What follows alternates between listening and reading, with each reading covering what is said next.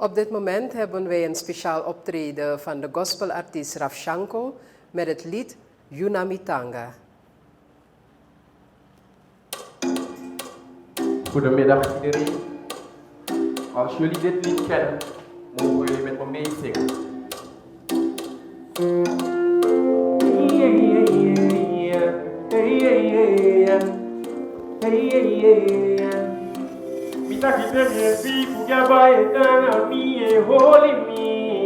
Holy me tamune de minaikai, and you nai losi me. The so me sani di mi tu to you tan lo me ye. I love you so me so. A bigi gimme, well me now that me na tengi mo fu me sabi pay you fu me and fu me sami be de so de you and di ko abi ni bi kengi so sa. Di mi ko abi you mi papa ya. Na you we gimme tanga ye. Tembo saka na yue opo mimba kaye Yunamitanga Yegimitanga Yunamitanga Yegimitanga Oh sapuna biti bima ebiti na zode kasama bentaki madia biti mina se bizingi misingi na ye toline dia chideti bi majiga sama davale uwa bileti e kunje mengo bekati besa priti ma wani ke me momi wani ke kuala sani na gadu ye bimi ne chaimi pasade dongo de me kimi kusati kale gani sani pakize ye Ati yoni ma aitai sani ekle segi sajeni bala da ya usabi mayo pusta mi ekotila siya la sani okudi bede ya kabala bibila sikolo kudi mikai mikaya gadu pesi tegi mi yoku bakashi mitanga mikisi numbita sinyanga ye yanga sabi lakina gadu ne na mikaki bidere na mitanga yegi mitanga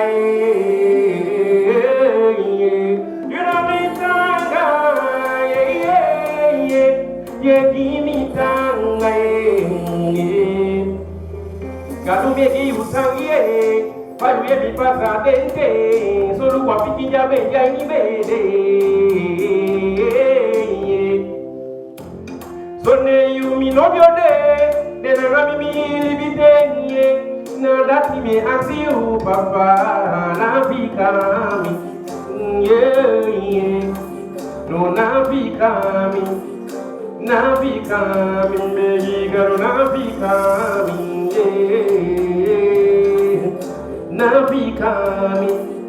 Nabi kami megi garu nabi kami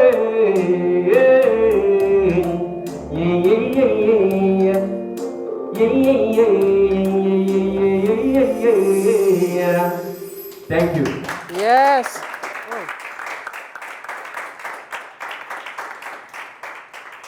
Wij bedanken Raf Shanko voor het prachtig lied Yunamitanga. We gaan verder en het is tijd voor de derde, tevens laatste ronde. De A-vragen gaan dit keer weer naar de gemeente Huis van Aanbidding. En de B-vragen die worden beantwoord door de gemeente De Roep van de Bruidegom. Navaro, vraag 25. David zou trouwen met de oudste dochter van Saul. Maar op de huwelijksdag gaf Saul zijn dochter aan een andere persoon. Wat is de naam van deze persoon? David zou trouwen met de oudste dochter van Saul, maar op de huwelijksdag gaf Saul zijn dochter aan een andere persoon. Wat is de naam van deze persoon? De naam is Adriel. Adriel is het juiste antwoord. Applaus daarvoor. Janaika, David was getrouwd met de dochter van Saul, maar later gaf Saul haar aan iemand anders. Aan wie gaf Saul zijn dochter? David was getrouwd met de dochter van Saul, maar later gaf Saul haar aan iemand anders. En aan wie gaf Saul zijn dochter?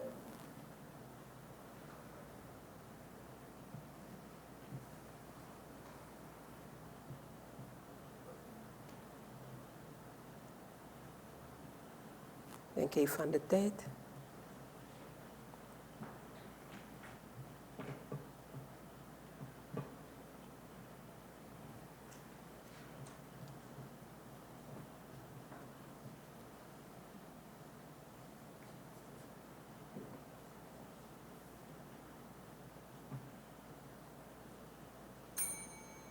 Iemand uit de groep?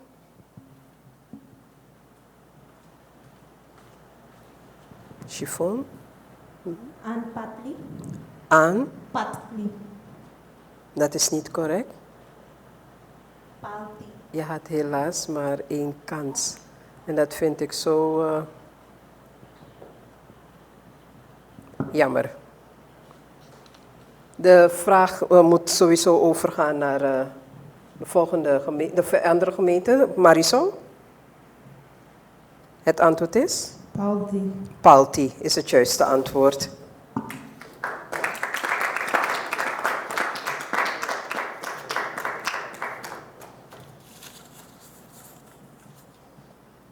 Marisol, welke mensen heeft Samuel weggejaagd uit Israël na de dood van Saul? Welke mensen heeft Samuel weggejaagd uit Israël na de dood van Saul?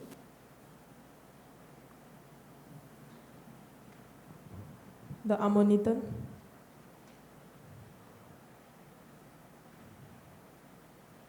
Je hebt nog een kans. Dat is De niet Amorieten. Nee, dat is niet correct.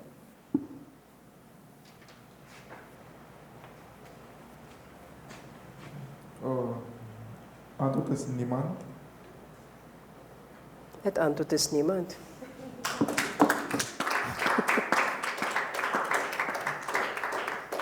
Want Samuel heeft de dood niet meegemaakt, dus het antwoord is inderdaad niemand. Dan ben ik bij jou nu, Ruben. Wat deed Saul toen hij de Heer om raad vroeg, maar geen antwoord kreeg? Wat deed Saul toen hij de Heer om raad vroeg, maar geen antwoord kreeg?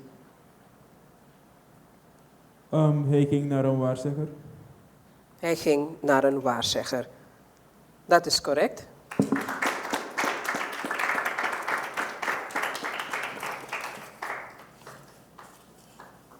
Vraag 17.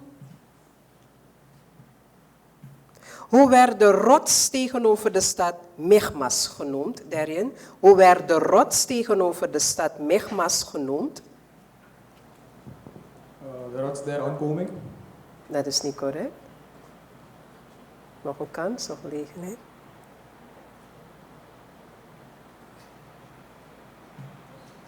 Ebenezer.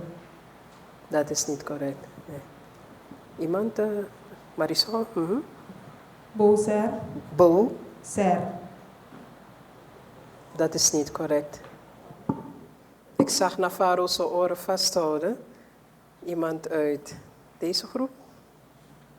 Ruben, die wil het heel graag en snel beantwoorden. En het antwoord is? Bozes. Bozes. Kijk, met een hele krachtige stem. Bozes. En vandaar dat Navarro zijn oren vast had. Bozes. Oké. Dan is de volgende vraag voor jou, Chiffon. Hoe werd de rots tegenover de stad Gibea genoemd? Hoe werd de rots tegenover de stad Gibea genoemd? Ibn Haizer. Dat is niet correct. Betsemas. Nee. Dan moet ik iemand uit de groep de gelegenheid geven. En daar komt Ruben weer als een speer en het antwoord is? Senne. Senne. Dat is het juiste antwoord. Helemaal goed.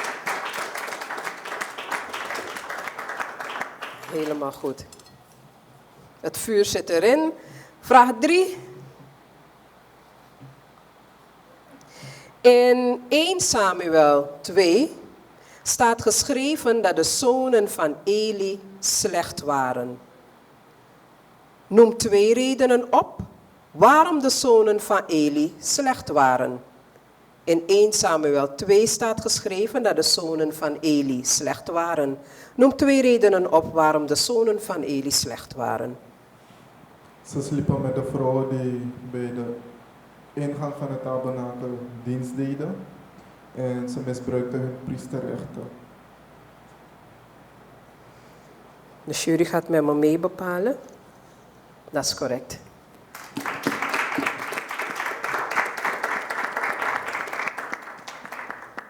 Dan kijk ik naar jou. In het boek 1 Samuel zien we dat God afziet van een belofte die hij eerder gedaan heeft. Om welke belofte gaat het? In het boek 1 Samuel zien we dat God afziet van een belofte. Die hij eerder gedaan heeft. Om welke belofte gaat het? Dat de nakomelingen van Eli altijd priesters zullen zijn. Helemaal goed. Helemaal goed.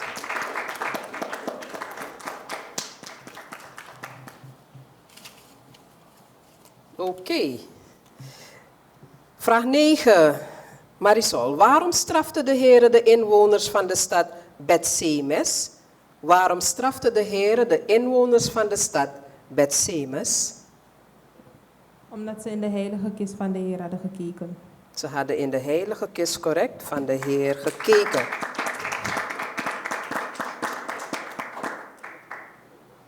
Ruben, dan heb ik ook een vraag voor jou. Hoe strafte de Heer de inwoners van de stad Bethsemes? Hoe strafte de Heer de inwoners van de stad Bethsemes? 70 mensen gingen dood. Correct. 70 mensen werden gedood. Heel goed. Jullie veranderen heel snel van plek, hè? Dat gaat lekker. Heerlijk. David redde de inwoners van de stad Keila. Waarom moest David vluchten uit die stad? David redde de inwoners van de stad Keila. Waarom moest David vluchten uit die stad? Omdat er werd geprofiteerd dat de inwoners van Keila hem zouden verraden. Dat is niet correct. Even nog een kans.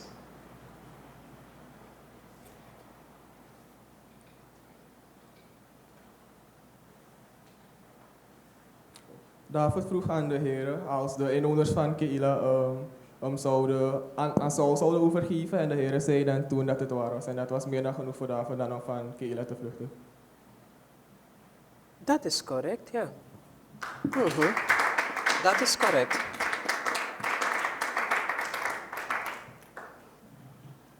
Chiffon. David redde de inwoners van de stad Keila. Hoeveel soldaten waren bij hem? David redde de inwoners van de stad Keila. Hoeveel soldaten waren bij hem? 600. 600 soldaten is goed. 600 soldaten. Dan gaan we naar de moeilijke vragen, want het gaat... Nee hoor. Oké, Navarro. Dat is toch David, de koning van Israël? Er bestaat een lied over hem. Wat deed David toen hij de dienaren van de koning van Gad dat hoorde zeggen? Dat is toch David, de koning van Israël? Er bestaat een lied over hem. Wat deed David toen hij de dienaren van de koning van Gad dat hoorde zeggen? Hij deed opzettelijk gek. Hij krabde aan deuren en hij liet speeksel langs zijn baard vallen.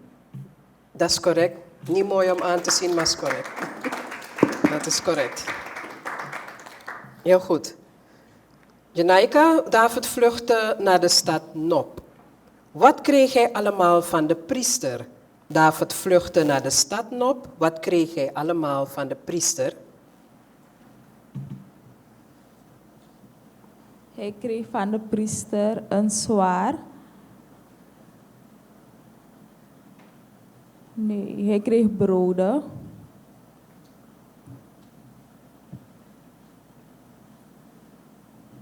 Beetje specifieker. Er zijn nog een paar seconden om even te praten. Hij kreeg...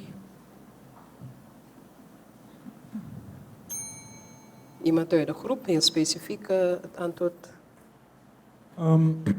Hij kreeg offerbroden, het zwaard van Goliath en een mantel. Dat kreeg hij offerbroden, niet zomaar brood, offerbroden en het zwaard van Goliath. Heel goed.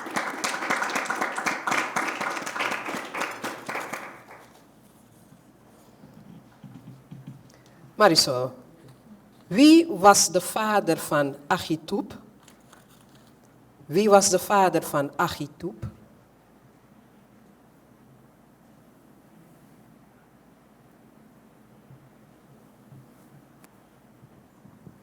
Pinnegas. Pinnegas, ja. Die maar de geweldige namen, correct?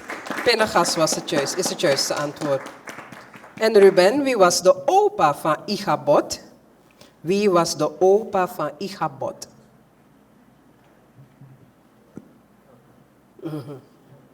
Eli. Eli was de opa van Ichabod. Je bent Sabasan, man. Goed zo. Is het zo snel al de laatste ronde? Ik bedoel, laatste vraag, want we zijn al in de laatste ronde. Vraag 12. Dit betekent dat de Heer jou uitgekozen heeft om koning te zijn van zijn volk. Welke handelingen werden voordat Samuel dit zei uitgevoerd? Nogmaals de vraag. Dit betekent dat de Heer jou uitgekozen heeft om koning te zijn van zijn volk. Welke handelingen werden voordat Samuel dit zei uitgevoerd?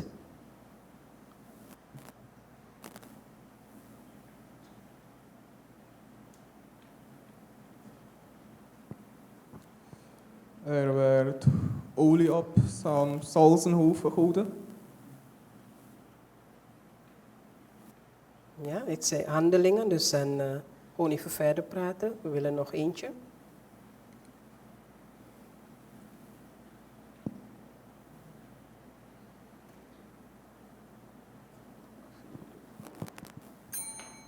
Iemand uit de groep, Marisol?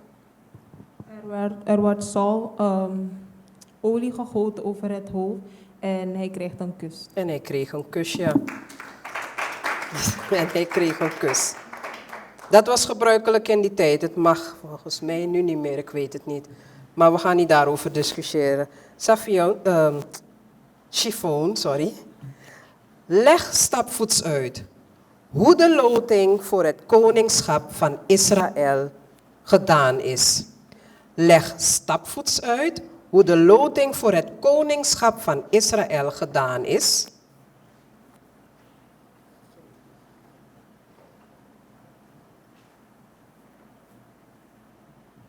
Met stapvoets bedoelen we de juiste volgorde. Op de eerste plaats wordt de Heere zegt aan de profeet wie het moet zijn. En de persoon wordt dan gezalfd. En dan pas, die persoon wordt ook aan het volk voorgesteld. En het volk accepteert die persoon. En hij is hij dan de koning. Dat is niet helemaal correct.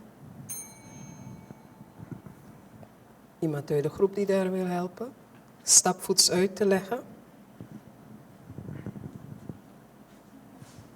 Mevrouw, wat is kunt u het vraag nog een keer, man? Mag ik de vraag nogmaals? Oké. Leg stapvoets uit hoe de loting voor het koningschap van Israël gedaan is.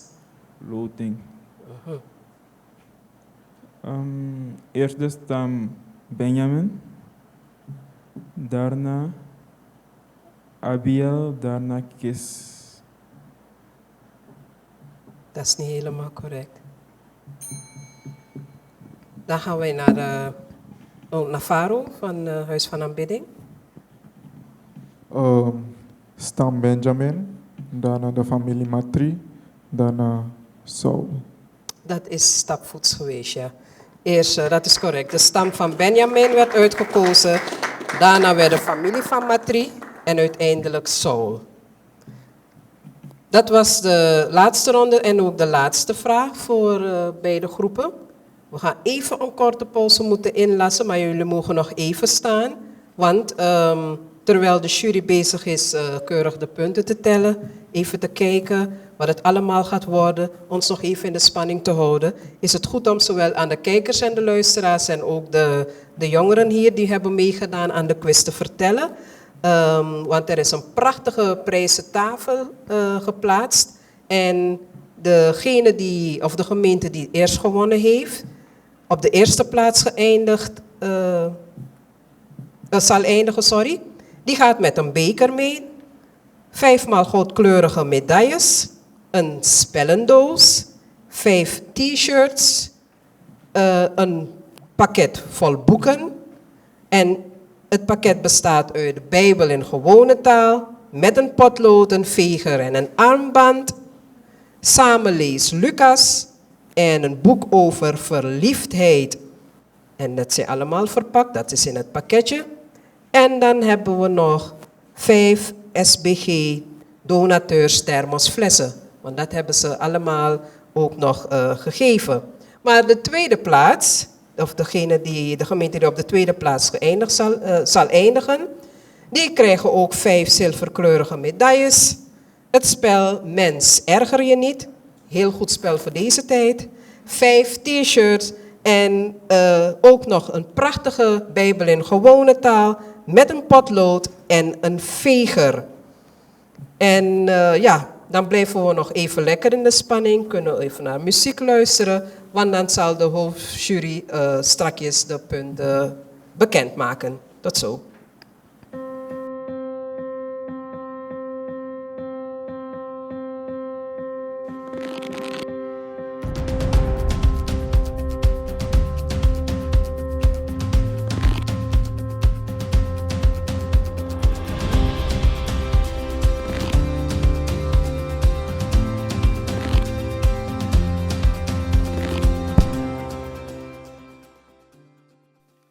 Nou, dat waren 3 zeer spannende rondes. En aan mij de taak om jullie te vertellen wie gewonnen heeft. Nou, de eerste wedstrijd is gewonnen door Huis van Aanbidding met 46 punten. De tweede wedstrijd is gewonnen door Huis van Aanbidding met 47 punten. En de laatste wedstrijd is gewonnen door Huis van Aanbidding met 40 punten. Dus de winnaar van onze Bijbelquiz dit jaar is geworden Huis van Aanbidding.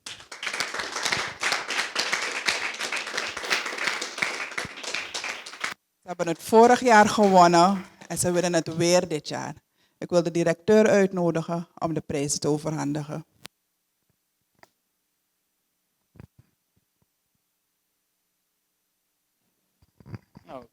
Dankjewel. Huis van Aanbidding, dat wil zeggen, Nikeri gaat er weer vandoor met de prijs, met de hoofdprijs. We hopen volgend jaar de prijs toch in Paramaribo mag blijven. Maar wij nodigen Huis van Aanbidding wederom uit om volgend jaar ook weer mee te doen. Om weer hun prijs te komen verdedigen.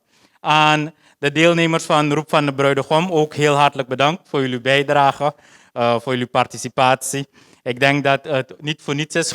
Ik denk dat het is voor de rest van je leven heb je iets bijgekregen. Ik weet nu zeker dat wanneer men praat over 1 Samuel, jullie bijna van hoofdstuk 1 alles kunnen vertellen. En dat er geen twijfel meer is over de inhoud van het boek. Ik wil jullie ook dank zeggen, jullie begeleiders en het thuisfront, om het te zeggen. Jullie hebben ondersteund bij dit geheel. Ik heb hier om jullie prijsjes te overhandigen. Ik wil beginnen om alvast jullie medaille te overhandigen.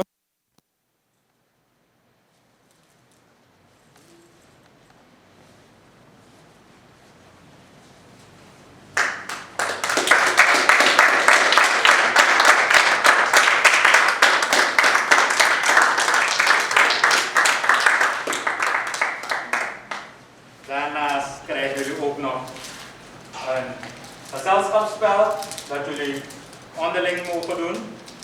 En natuurlijk niet te vergeten jullie Bijbels. En ook nog de truitjes. Alsjeblieft. En we hopen jullie volgend jaar weer te zien als deelnemende gemeente. En dat jullie komen eigenlijk om Paramaribo te versterken.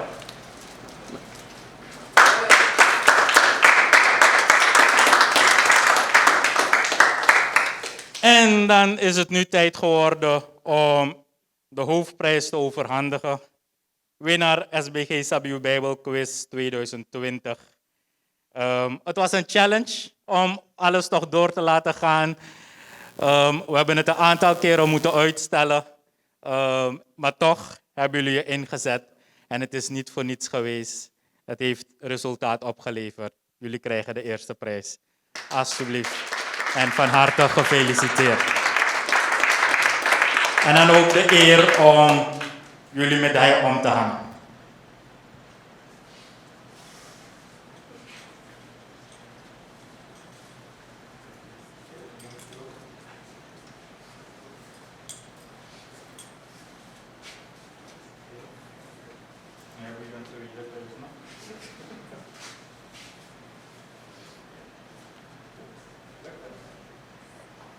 En dan ook voor jullie een speciaal gezelschapsspel met meer dan 200 gezelschapsspelers. Dat jullie gezellig. Ja, ook voor jullie een gezelschapsspel met meer dan 200 gezelschapsspelers. Dat jullie samen met jullie andere jeugdleden mogen spelen. En dan krijgen jullie ook nog een mooi pakketje van ons. Bijbel en een aantal leesboekjes. Alsjeblieft, als ik het zo mag doen. Alsjeblieft. En ook nog de truitjes. Alsjeblieft. Alsjeblieft. Alsjeblieft. En niet te vergeten, jullie speciale SBG-beker. Alsjeblieft. Nou, en dan heb ik nog één ding. En dat is dat we ook dit jaar hebben van krachten hebben gebruik gemaakt. En dat zijn de MC, de quizmaster, mag ik Vanessa uitnodigen. En ook ons hoofdjurylid, mevrouw Van Axel. Wij willen ook hun gedenken met een kleine prijs. Vanessa, heel hartelijk bedankt voor jouw bijdrage en jouw ondersteuning. En we hopen dat je daarvan zal genieten. Ook aan u. We hopen dat u ook ervan zult genieten. Nou, dan heb ik denk ik mijn bijdrage gedaan. En draag ik over aan de quizmaster. Nogmaals, dank u wel, directeur van het Surinaams Bijbelgenootschap en ook de gemeenten die hebben meegedaan. Ook aan de begeleiders, we willen ze dank zeggen dat zij op zo'n prachtige wijze deze jongeren konden begeleiden. Wij sluiten dit moment weer af en wij hopen u volgend jaar weer te zien in goede gezondheid. Tot dan.